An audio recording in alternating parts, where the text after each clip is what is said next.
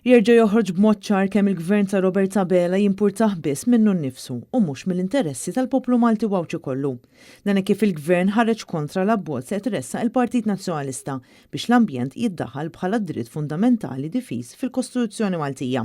Fl-aħħar jiem is-Segretarju Parlamentari Rebecca Buttigieg ikkritikat dan l-abbozz għax skont hi dak li qed jipproponi l-Partit Nazzjonalista diġà jeżisti meta dan mhuwiex vera. F'intervista li saretilha waqt il-programm Extra, Buttigieg qalt li dan id-dritt diġà ddaħħal fil-Kostituzzjoni fl-2018, iżda li naqset mill-issemmi kien li bħalissa fil-Kostituzzjoni ta' pajjiżna il-protezzjoni tal-ambjent tissemma f'parti li mhix infurzabbli f'kapitlu 2 ta' dikjarazzjonijiet. Tant li l-qorti kienet iddeċidiet li din is-sezzjoni tal-Kostituzzjoni ma tkunx infurzabbli imma huma biss dikjarazzjonijiet tal-Istat. Bil-proposta tal-Partit Nazzjonalista, id-dikjarazzjoni se tibqa' hemm imma se tiżdied din il-liġi ġdida parti infurzabbli taħt kapitlu 4 li jinkludi id-drittijiet fundamentali tal-bniedem. Din hija sezzjoni tal-liġi fejn l-Istat jista' jiġi mfittex minn kull ċittadin Malti u Wawċi jekk jaġixxi kontra l-ambjent.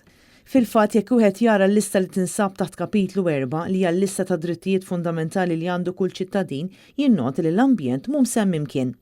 L-abbozz qed iressaq il-Partit Nazzjonalista se jkun qed jinkludi l-ambjent bħala wieħed mid-drittijiet fundamentali tal-bniedem fejn kull ċittadin jista' jieħu passi l-qorti f'każ li ma jkunx rispettat dan id-dritt. U biex tgħaddi din il-liġi se jkollha bżonn l-appoġġ taż-2 terzi tal-Parlament minħabba li se tkun qed tinbidel il-Kostituzzjoni ta' pajjiżna.